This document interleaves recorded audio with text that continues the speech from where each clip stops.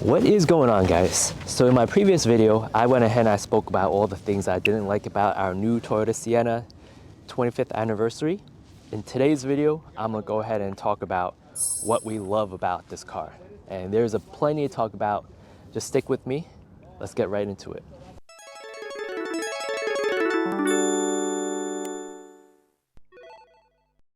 Now, what do we like about the minivan? Well, to start off, the looks.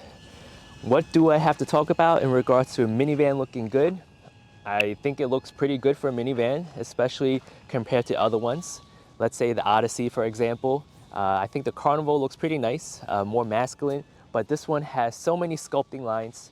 The 25th anniversary is based off the XSE trim, so the XSE takes it up a notch in terms of sport tune suspension and also exterior looks compared to the LE, XLE, the Limited, and the Platinum.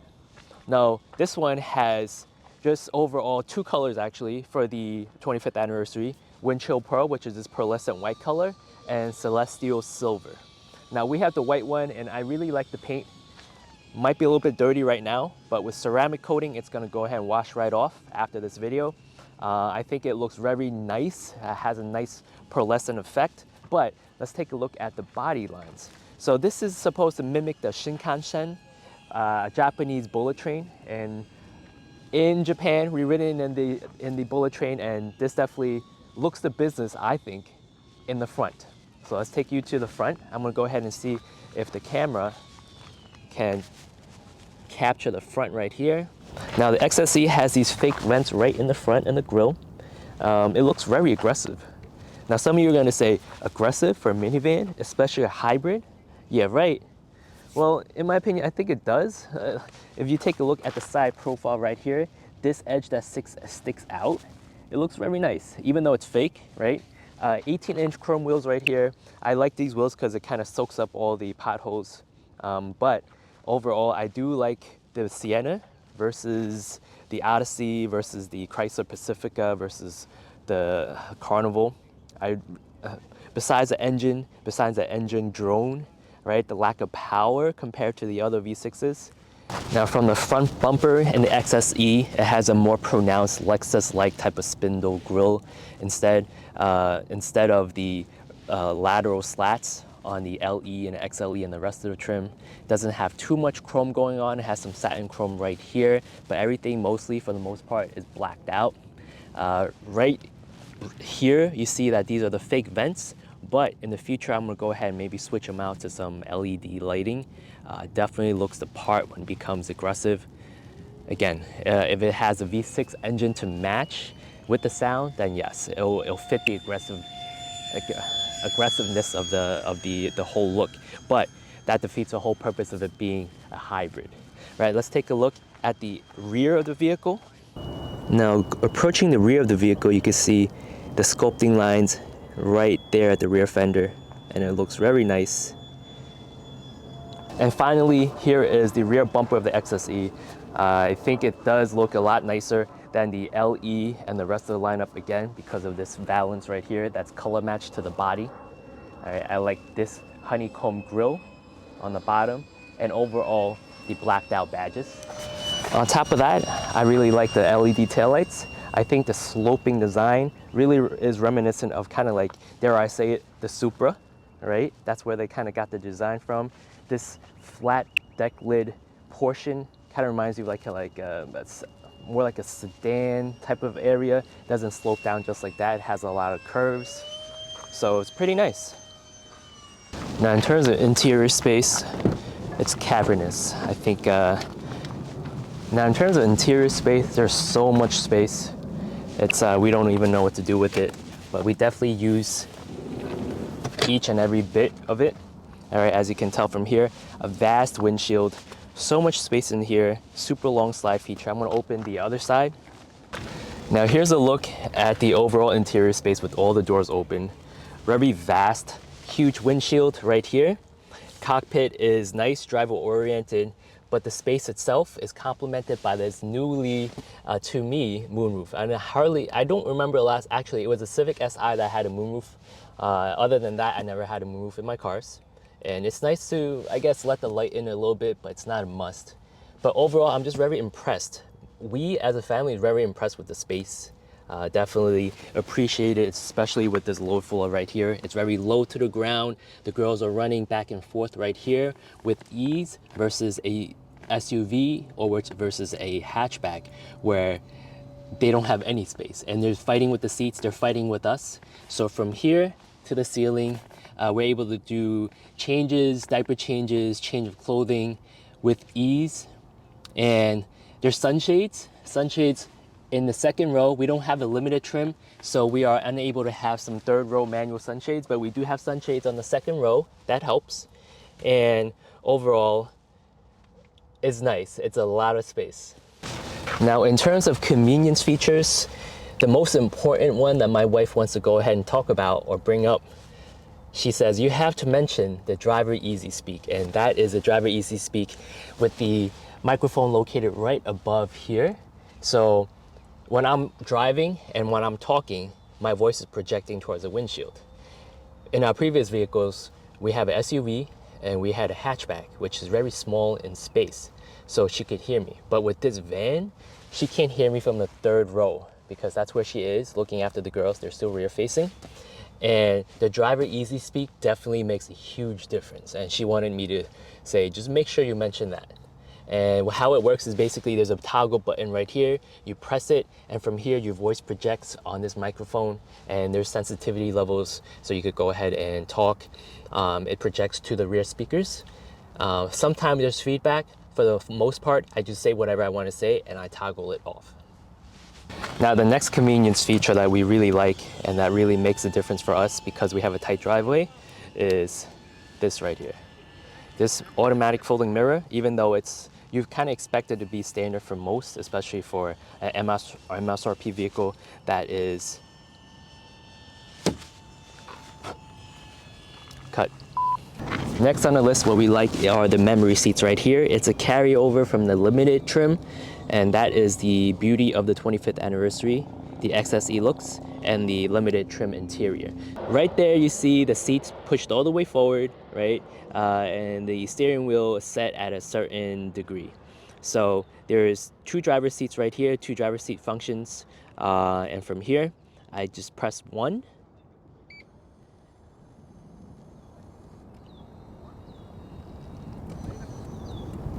And there you go.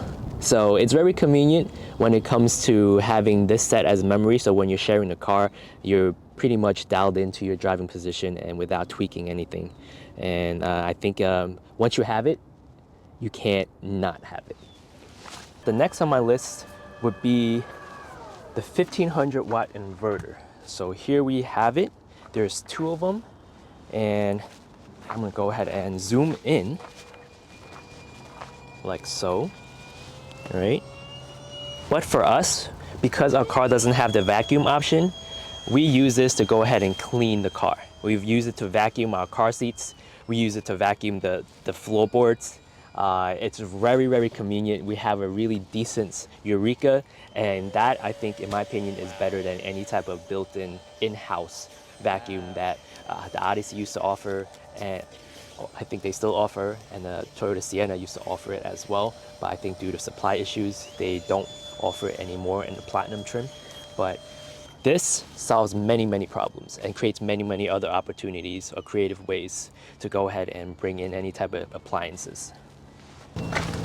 Now, did we mention space? Well, this car has it. Now, the thing is with this one, we love the super long slide feature. We love the second row seats. However, it doesn't fold out. We like the ottomans, but as you can tell, we have two baby seats right here. So we can't really utilize the ottomans until people are forward facing or when we put the baby seats all the way in the third row. Other than that, the super long slides still work very, very well. It still functions completely, meaning that I could go ahead and pull out the baby seats right here. And then, since these seats don't collapse or fold over, you could still put in one of our girls over here on this side and our other girl right there on this side. And then you could push them all the way back and gain access to the third row by going through here. All right, and I think this is a complete game changer. Moving on to our next one, I would say our favorite and complete game changer, out of everything, our favorite option, we're gonna go ahead and go touch on that early, are the sliding doors. So I'm gonna go ahead and close the sliding doors on this area, on this end.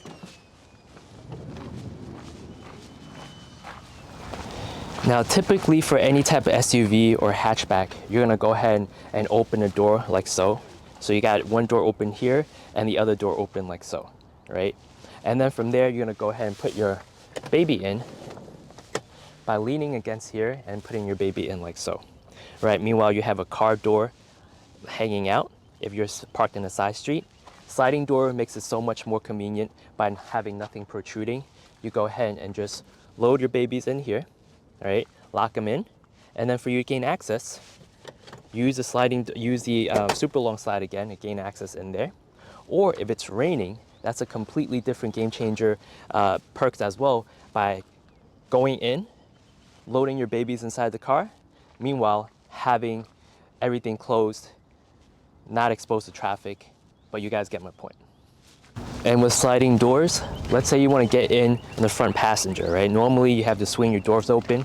My wife also wanted to mention the fact that she doesn't have to worry about swinging doors open and having it clip another car, having it clipped against a fence, having it clipped against a brick wall.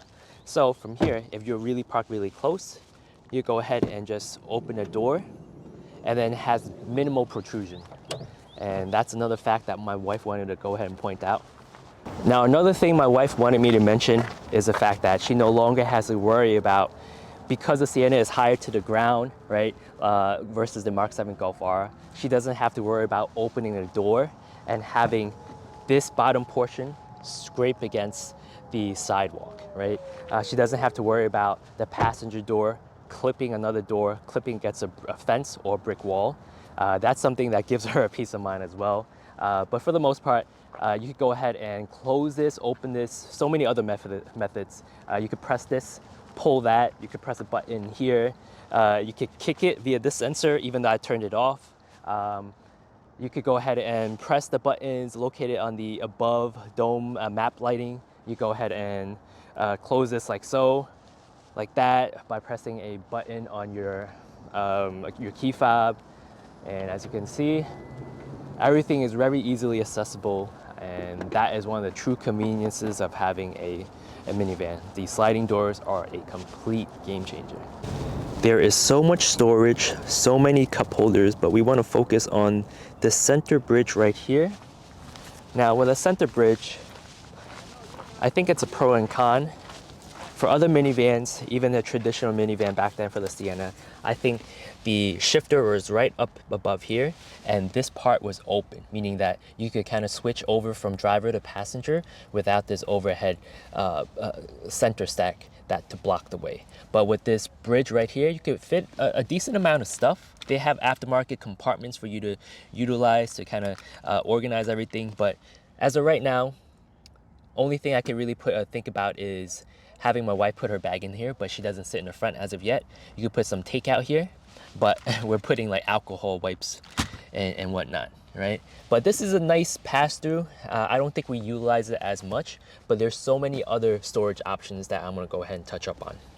Now, when I mentioned storage, let's talk immediately about the center console right here. It's so deep, it's vast, that we actually bought one of these aftermarket trays right here that I mentioned in my previous video that kind of divides a whole open space. So I could kind of take it out or remove it right now. Let's see if I could do it. Actually, I don't know if I can right now. I'll do it later in a B-roll, but the center stack is, it has so much space. That's what I'm trying to get at. It has an LED illumination in there for at night. But the con is you could kind of lose stuff within this void right here. That's why we have this thing, this center armrest from EMZ Online, to go ahead and first create more of a comforting armrest extension, and also to prevent this from accidentally opening. That's a con about this. But wood grain, or a mimic dark wood grain imitation, that's satin gray, I believe that's what they call it, and so many cup holders. I'm gonna go ahead and touch up on this cup holders right now. My wife wanted me to mention it. She's saying that these 18 cup holders overall in total are not gimmicks. She definitely utilizes every one of those in the rear, for her phone, for her cup, for her lattes, for her garbage, she says. So she wanted me to mention that. Cup holder size right here for a full-size Contigo mug. You have your phone. You have your cell phone holder right here. Sometimes I even put it along here.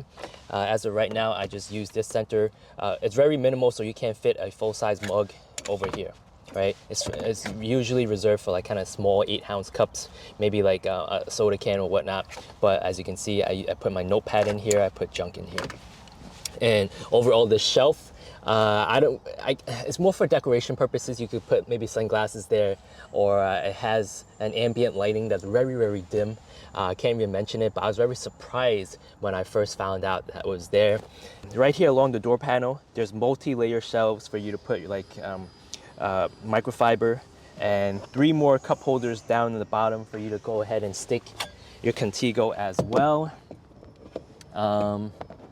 Like that, right? But I mean, it's not going to be the most ergonomic to fit, so usually I just put it here.